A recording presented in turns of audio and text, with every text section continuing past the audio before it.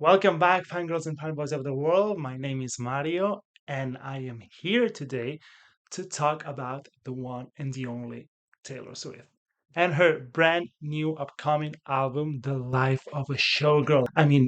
What did even I just say? Is Taylor Swift releasing an album in a week, like literally a week? I cannot believe this.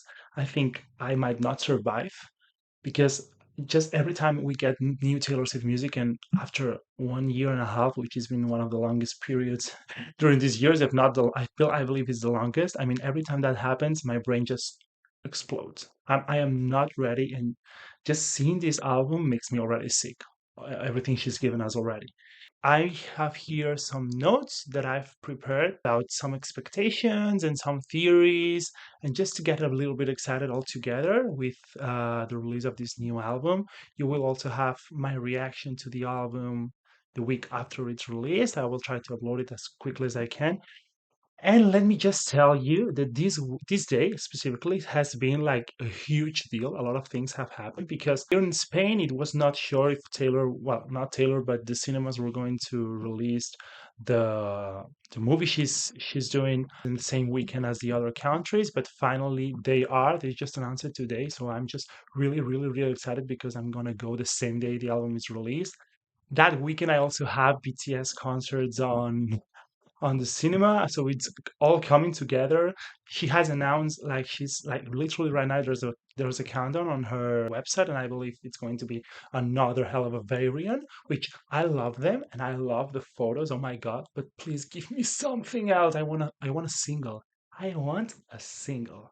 Anyway, maybe they are the signed ones, I'm not sure. And also, just one little detail before we begin. Today, this has happened. Yes, again, Spain is always late. I hate that, but finally, Teeny Tan by BTS has come to McDonald's, and I just collected Taeyong. It was literally destiny, and I just wanted to show you guys. I'm gonna keep collecting them during the week. So I think we're set to begin. I'm gonna go through my notes. I'm sorry, this is just like the first videos and I'm a little nervous. That's why I wrote everything down. Hope you understand. I want to talk a little bit about my expectations for this album and what I want to see or what I think we're gonna see. First of all, since she has made it so clear on New Heights, the podcast with Travis, if you haven't seen it, just do it because she speaks a lot about the album, is that she wanted to make a record that's cohesive and concisive. Creating an album and keeping the bar really high is something I've been wanting to do for a very long time. I tend to love to write lots and lots of music.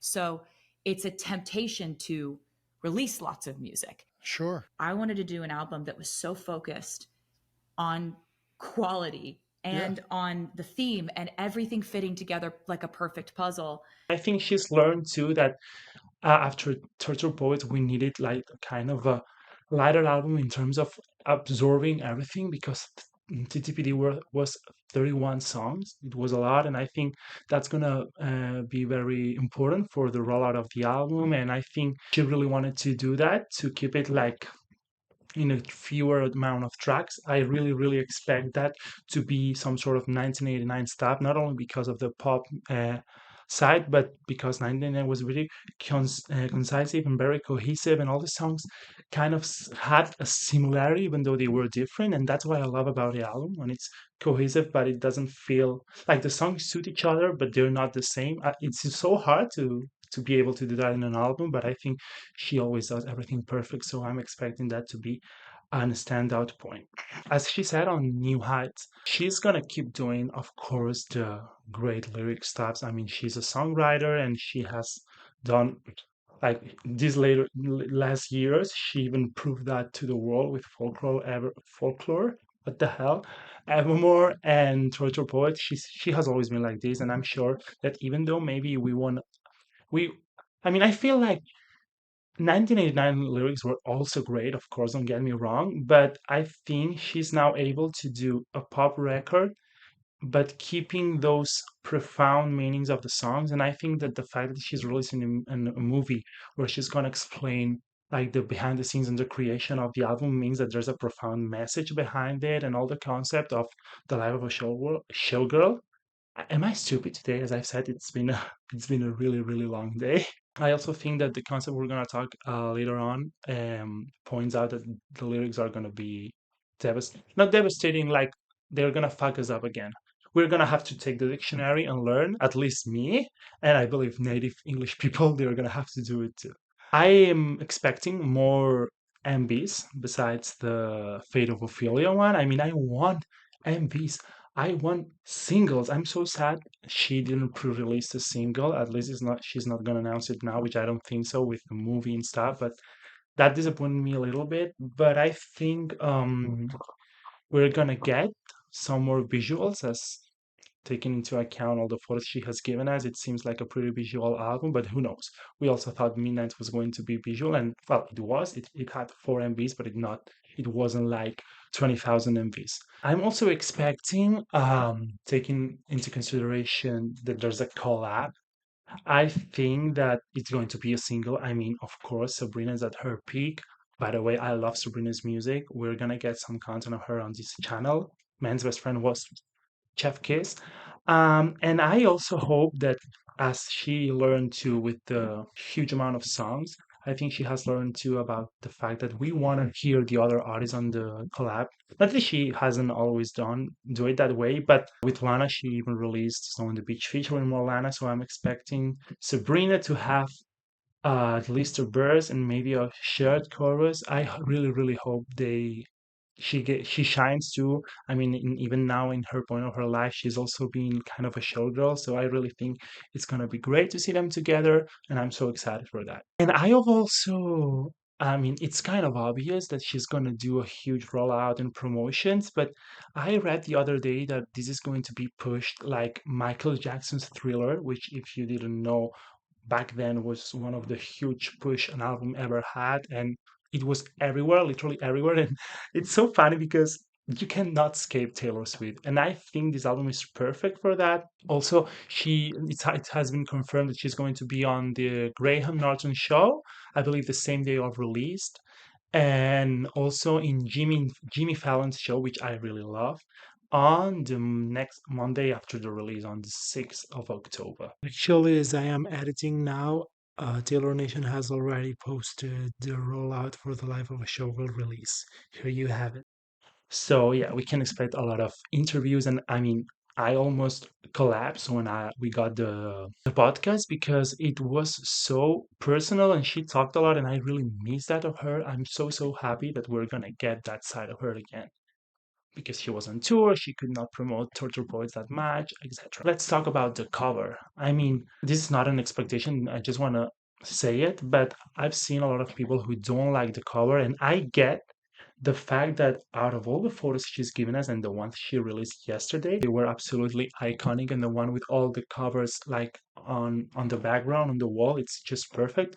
And I get that maybe this photo is a little bit confusing also because the album is set to be orange, which by the way, I'm so happy it is because it's my favorite color. But the cover is giving more like a green vibe, even though the lyrics are like the title is on it's on orange. I still think there's a lot of green into it, and maybe it will disturb me on my playlist. But I think that it's really so important for her to have this cover, as she talked on the podcast.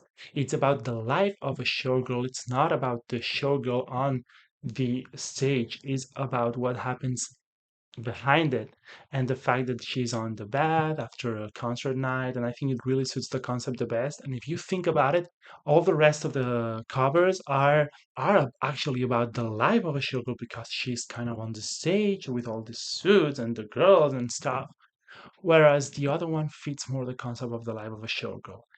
And also, talking about this concept of the life of a showgirl, I believe we may have some references to showgirls in the past, like for example, the Britney Spears album Circus and all that kind of vibe. I'm hoping she's gonna pay tribute to them. If she does not, it's okay. But I mean, something that comes to my mind too. And well, in terms of the sound of the album, I think we're gonna get. I mean, of course, let's just talk about for a moment about the fact that she is doing this album with. She has done this album with Max Martin and Shellback. I mean, I mean. You don't know how much it means to me that I love Jack Antonoff, but I was expecting a 1989 return, a Reputation return, and let me tell you, this is going to fuck us up all. I'm expecting Bob's. As I've said, I think it's going to be with great lyrics too. He doesn't know how to do bad lyrics. And I think that we're gonna get like some like my the songs that comes to my mind when I'm talking about the sound, I would say I don't know why I feel like Gold Rush suits the vibe really well. I mean, just like that sound, it just clicks to me. I don't know why. And also songs like maybe Dancing with Our Hands Tied and I'm Gonna Get You Back. I mean, I'm Gonna Get You Back was really Reputation, and I think that some songs in this album could go that way. Same with Dancing with Our Hands Tied, which is actually on the album. And maybe for the softer ones, I'm expecting some like I don't know, maybe This Love. My friend didn't agree with this, but I can feel like This Love, it's a ballad and it's like more chill, but I still think it has this pop element potential, which I think could suit the album really well. So yeah, I'm really excited for that. I'm a pop boy. I love pop music. Of course, I adore her slower songs, but this album and just the fact that it's two songs really two songs, Mario, 12 songs, it's going to be, I mean, incredible. Let's go through the tracklist a little bit. And I've seen some theories. I've come up with some of my own. And there are things that are really be talking about on the fandom. And I believe that the first one that comes to my mind is about Ruin the Friendship. People are saying that it's going to be about Blake. There's a huge drama there. Honestly, I don't know all the details. That's why I don't want to go with it because I also feel it's not the kind of content I want to do. Something happened there, and some people are saying he's going to talk about that and tapping onto their friendship, but I am not sure that's going to happen. I think that it's a huge deal. It's really recent, and also the fact that it's really recent makes me think that when she wrote this album, that didn't happen. I mean, it was before that happened. That's why I think it's not going to be about that. So I think I'm more leaning into the fact that maybe something when you got into someone romantically, it can ruin the friendship. You can mess it up and then the friendship's gone. That's a really interesting topic, and I am not sure actually right now if she has ever spoken about that in a song. Probably she has because I mean I have all the lyrics and Taylor Swift songs integrated into my brain and my veins, but right now I'm not sure. But even if she has, it would be really interesting to have a song like that. So I'm expecting that. I really want that. That's my theory for ruin the friendship. Then about Fate of Ophelia, the track one, that's the single. I mean, she's gonna release the MV, which seems to me that when she was with the Cardigan and like directing the video, she's on Taylor Swift director mode. It's going to be really great. And I've actually have here some information that I found about Ophelia, and I think this song is going to tap into the story of in Hamlet, and it's going to have like wise kind of the last great American vibes, which let me tell you that song. Oh my God, it's so good. No one has ever make me be interested in Rebecca, some girl from the past. I mean, so great that she's able to compare it with these women figures. So I'm also like gonna show you here what I'm reading. Let's go through it a little bit. So, Ophelia is a character in Hamlet, the Shakespeare.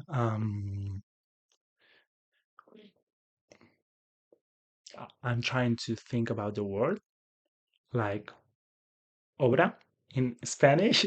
You were expecting a Spanish word. I'm sure you were. Anyway, you understood what I meant. So she also joked on the podcast about explaining to Travis the story of Ophelia, which she is like it's a tragic play. That's what I was thinking of. She's deeply in love with this Prince Hamlet, but the feelings are not reciprocating, and after that, Hamlet kills her father, the father of Ophelia, and Ophelia goes really mad, and she has a lot of grief, and she ends up drowning in a brook. The mother of Ophelia, no, mother Hamlet's mother. Oh my God, can my brain work for a second? says she drowned because she fell of a willow into the water, but she also suggested, and the play also suggests that it wasn't accidental. She actually purposely dive into the water, as you can see here. I'm explaining this as if I like read Hamlet. I haven't, I'm sorry, and you have it here. So it's maybe easy for you to just follow what it's here. But I think, and this is really, really true, it's kind of not of a coincidence that Taylor has a song called Willow, and also she dove into the water on the Eras tour. I mean, I love these little Easter eggs, and of course, it may be not be true, but maybe Ophelia was a thought she had in mind for a long time. She wanted to talk about that. She said that about the last great American dynasty, that she was like really, really expecting to do that song sometimes. Also, here you can see the photo where Ophelia is drowning, and it's kind of reminiscing of the album cover, which is so interesting too. So yeah, I think this kind of comparison is great. I think Philly also had her life led by men, and Taylor has spoken about that all the time, relating with the industry. So yeah, like it's gonna be like really, really good with a bow. I think we're gonna enjoy this song so much, and there's going to be a lot of layers into it. And then also the other song that stands out to me in terms of this concept of talking about other women, of course, it's Elizabeth Taylor. I forgot to mention that Taylor had already mentioned Elizabeth Taylor in the past in the lyrics on Ready for It, so probably it's a concept that she wanted to talk about for a long time too. And well, as you can see here, Elizabeth and Taylor had something in common. Well, actually, a lot of things in common. Elizabeth was a Hollywood star, and she began really, really young to act, just as Taylor did with her music. And that always is kind of delicate because when you're so young, you're exposed to the whole world, and well, you know. So I think that for a woman in this case, it's really telling what can happen to you during those days. So that's the first thing that we can see here, and the first thing that comes to my mind when comparing those two. Also, she has always been Taylor. She has always been scrutinized because of dating rumors or the guys who he's dated, sometimes overshadowing the incredible lyrics and works that she puts out. And Elizabeth Taylor also was. She was always criticized by that too. She had like seven husbands, I believe, and what it says here, sorry, is it seven? Yeah, it's seven husbands, eight marriages, and a whole lot of Hollywood drama. So that's another thing that I think Taylor is gonna tap into it, about the fact that the media always talks first about rumors or scandals or dating stuff. I mean, we know how the industry works. And also, here it says really interesting that Elizabeth controversially left the studio she had been associated with since childhood, frustrated by their rigidity and control. That sounds familiar, doesn't it? Taylor got free from her old label, and now she really re-recorded the albums. Now she has gotten them back. That's something I'm really, really hoping Taylor will talk on the album. It's something I really want to hear about, even though we heard it already on the podcast.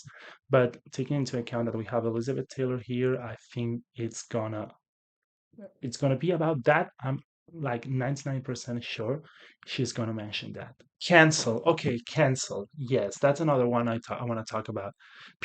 Some people said that it might be about Vienna shows, and I'm like convinced it won't be. It's not a thing to talk about in a song. I mean, it's really delicate. We already know that she could not speak about it until she finished the London shows, which is super fair, by the way.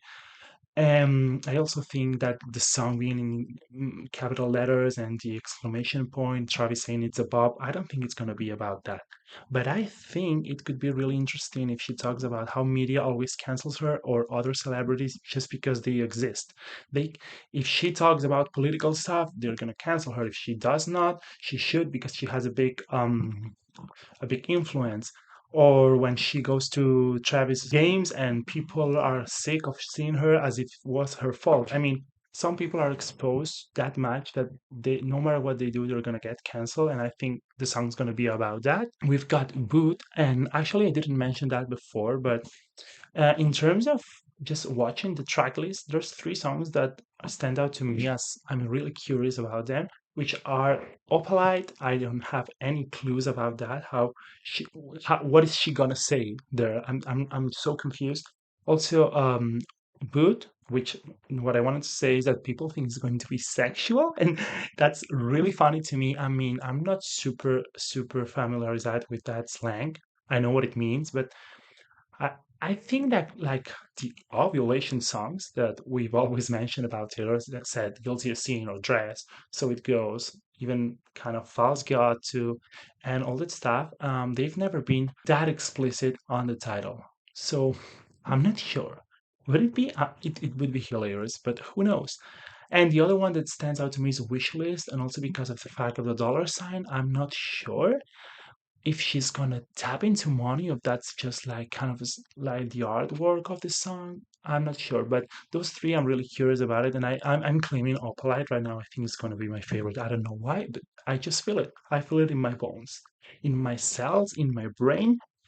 Well, my body's telling me that I'm gonna absolutely adore all the songs, but if I had to pick one, and also track threes are really offensive, so it wouldn't be surprising to me. Actually, romantic. So this song, I mean, also taking into account Travis' presence, I think there's going to be Travis on this album, but I think it's going to be less than we think.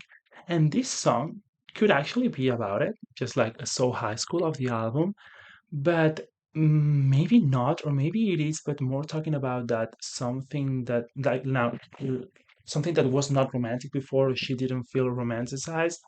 Now it is with Travis. Like this is actually romantic. I think that could work. But I also think that something that may not be romantic, like maybe tapping into this the life of a showgirl theme, maybe something that happened like all the time Travis was with her and just traveling and being very busy, something like that, that this is actually romantic, the fact that I'm doing this tour because I got to meet you or something like that, which is also really interesting to think about the titles because of course, the album is called "The Life of a Showgirl," and she's gonna tap onto the Eras tour. But there's not a specific song that makes me think this is like obvious about that, which is the whole concept of the album. I don't know. She always does what she wants. She knows the best, and I know I have nothing to be worried about. But it's hard for me like to combine those things. Two concerning title tracks, which is "Fate of Ophelia" and "Eldest Daughter." "Eldest Daughter" is the track 5, and maybe I'm expecting because of the album to be more of a sad bop, like the kind of all you had to do was stay track 5 was, which it would be really interesting, but I have no clue what it could be about. I mean, of course, it's leaning into family, but I don't know. I haven't think of a like a concept for that song. I'm pretty sure we're gonna cry, or some people are gonna feel very related to that. I'm not a daughter. I am an only child, so probably if it's about that, I'm not gonna relate. But I still think I'm gonna be so messed up about it. And then Father Figo thinking about her old label. I'm thinking she's gonna tap again into the re-recording process and the meaning of losing her masters, which I said I really want her to talk about that. And I think she felt like Scott and the old label were kind of her family, and he was kind of her dad in that work business style and stuff. Sorry. So I think it's gonna be about that, and it's going to be really hard to hear. I'm really expecting to be really profound. And I think that's it in terms of the track list. I don't know if there's any other song I'm missing, but that's what comes to my mind. Guys, while I was editing, I found out that if you put the track list of The Life of a Showgirl in order, it creates the Earth Tour stage shape, which is really concerning. I mean, is this woman crazy? I just don't understand. Related to the rollout and the promotions, my opinion is that there's not going to be a tour, not yet at least. I think after the Eras tour, Taylor knows that she is the most demanded artist on the world. She cannot afford to do short tours. And I'm not saying like the concert per se, but like the whole amount of dates. I think she has to go to a lot of countries to fulfill all her fan demand. And I think she can just not go next year when it would, I mean, by that time, it's not going to be even 2 years after the Eras tour. I think she has to wait a little bit more. And also because even though of course, this album is really theatrical and anything she does will be amazing. I think after the Eras tour, you need to breathe a little bit, and we need to have more songs. Maybe next year she will release Reputation wall tracks, or debut Taylor's version, Taylor's version, or maybe even another album, or maybe on 2027, and then she can do a tour. Because imagine a tour like having like the concert 25, 30 songs, and there's just 12 new songs. So wouldn't it be weird to like tap again a lot into the other eras, even though of course she's gonna sing the her hits. Oh, her hits, but I think she should. I mean, it's not that I think she should wait. Of course, I would die. We would get a concert tour, but I think she's gonna wait, and maybe she's gonna do some sort of residency or more like appearances and some performances. But I'm not sure. Also, she's getting married. I'm not sure. I'm not sure, but that's what I think. And also, I yesterday I read that, I don't know if it's been confirmed, but I've read that Adele is taking the Super Bowl, and I love Adele, don't get me wrong. I just think her music, maybe that style surprises me a little bit on the Super Bowl, but I'm just so sad that it's not Taylor, and I think it was perfect with this album. I don't know what happened there, or even if she was meant to do it, because they were only rumors, but I'm really sad about that. And yeah, I think we've pretty covered everything. Well, of course, the charts. Oh my God, Taylor. She's gonna repeat this thing again. I mean, we're gonna see it. She's gonna be anywhere. All the haters that don't want to see her or don't want to know about her, they're gonna have to eat their words, because they're gonna everything Taylor does always becomes huge. I remember when she announced the album, all those brands like publishing in Orange style, the Life of a Showgirl style, she's gonna be. I mean, I think she's almost she's almost there in terms of being the most best-selling female artist, like in terms of physical copies, if she hasn't already surpassed Madonna, and she's going to be five after all. I think we've got well, I'm gonna put it here too, but I believe it was Elvis, no, the Beatles, Elvis, Queen, and I don't know who else, and then it's going to be her, which is insane, and this album is really pushing that up. And I'm sure it's gonna work. It's gonna stick with the general public. Pop music, short album. It's gonna be something else. I'm not sure if she will break the record for most streamed day, because TTPD had 300 millions, and it's because it has a lot of songs. But who knows? Maybe people loop the songs because they are so fucking good. I think that's all. Also, during these days, Taylor has been revealing some lyrics of the album, both on the pop up in New York, which is here, and also in some kind of game in the Reputation lyrics on Apple Music. So interesting, guys. Can't wait. I talk too much. I hope you enjoy how I talk and how I express myself. I'm sorry if I struggle with English sometimes, but yeah, I'm so excited for this album. I mean, I mean, I cannot comprehend that in a week I'm gonna, probably the same day or maybe next day, I'm gonna know these songs forever for the rest of my life. It's just, I literally might pass away. I remember, now that we're talking about the great Graham Norton show, when she went for 1989, she talked about the secret sessions, and people were saying like, when they saw her, they had to plan funeral arrangements. That's gonna be me. That's gonna be me. I'm not gonna survive this. It made like become my favorite album. I don't know. When I saw Turtle's Apartment for the first time, with the name and the cover, I knew it was not going to be my favorite. I adore that album, don't get me wrong, but with this one, I've got a feeling. I've got a feeling, and I just know it's gonna crack at least maybe top four, top three albums. Let me know on the comments anything you want to comment regarding me and the channel or Taylor, theories, expectations, which songs do you think are going to be your favorites. Thank you so much for being here, and we will see each other soon to keep fanboying and fangirling. Adios!